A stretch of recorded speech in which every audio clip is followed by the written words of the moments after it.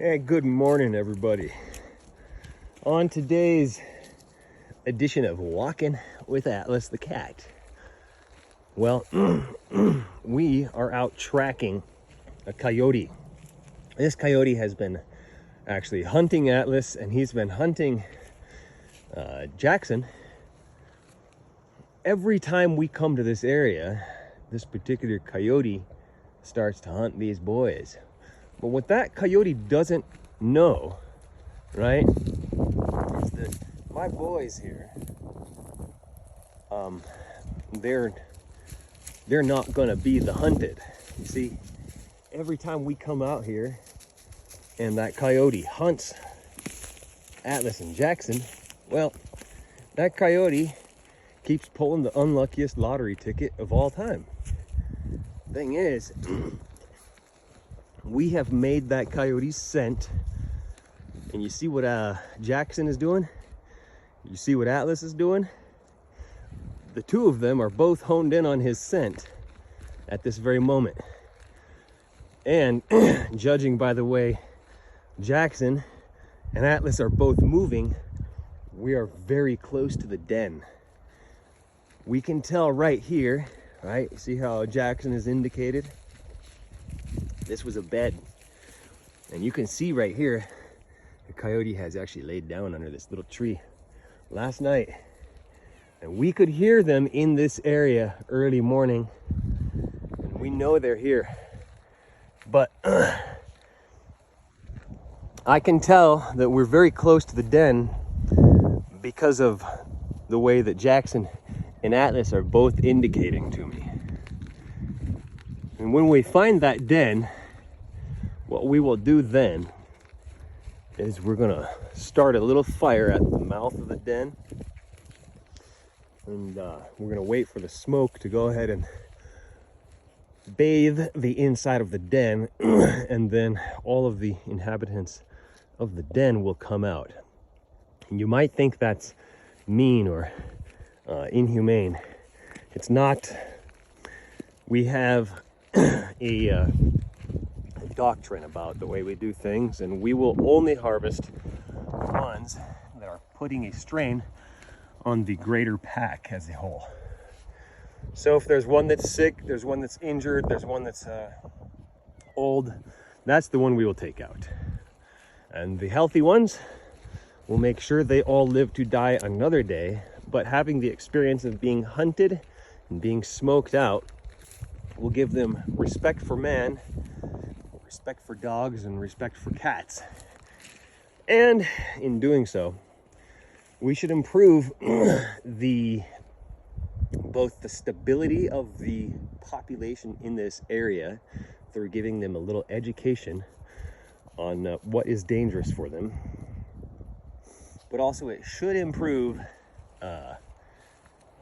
the genetic pool, or the gene pool here, that all of these coyotes are originating from and then ultimately returning back to. Now, in keeping this doctrine, we keep the population of coyotes, again, stable and also very intelligent.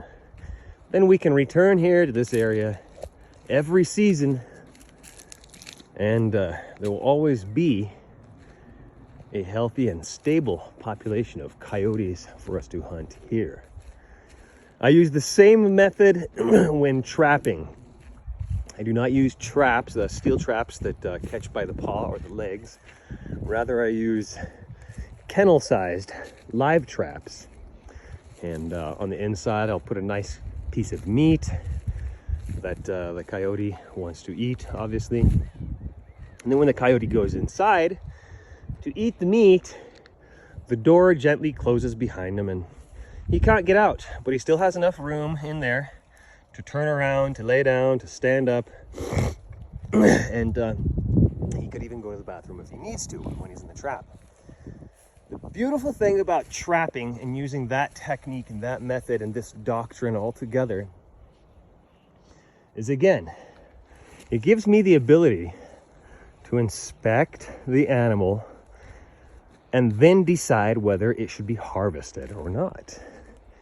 So when I trap an animal, if it's not a coyote and it's not a fox and it's, say, not a skunk or a coon, it's not a predator and it's not a varmint, then it is going to live another day. And it will have the experience of knowing now, after that experience, not to get in a trap. I see a squirrel up there. Squirrels make both great meals. They have a lot of parts on them that can be harvested and used. Again, so I believe that squirrel right there, if I can harvest him in one shot, then I'm going to take him. If I can't harvest him in one shot, then he's going to live. And again, being shot at teaches him the lesson that people are nothing to sneeze about. But anyways, when we trap the coyotes or other predators, first thing I'll do is I inspect it to see what kind of health it's in.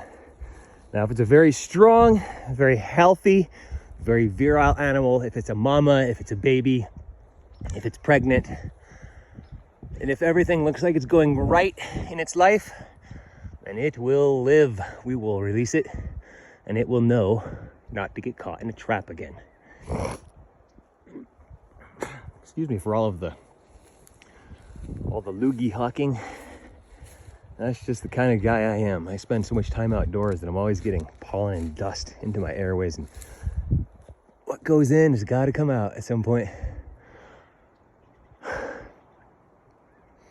Anyhow, my doctrine is all based on harvesting, not killing, actually, just harvesting. So the only coyotes, the only predators that we will harvest are the ones that display signs of being ready for the harvest. What are signs of being ready for harvest? Well, if it's carrying an injury, if it's diseased, it's old, there's not a lot of things actually that can qualify you for the harvest. Only a few.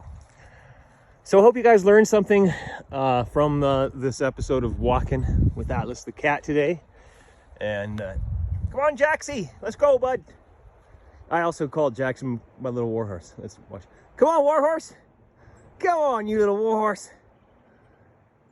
He's so fearless and courageous, just like Stonewall Jackson.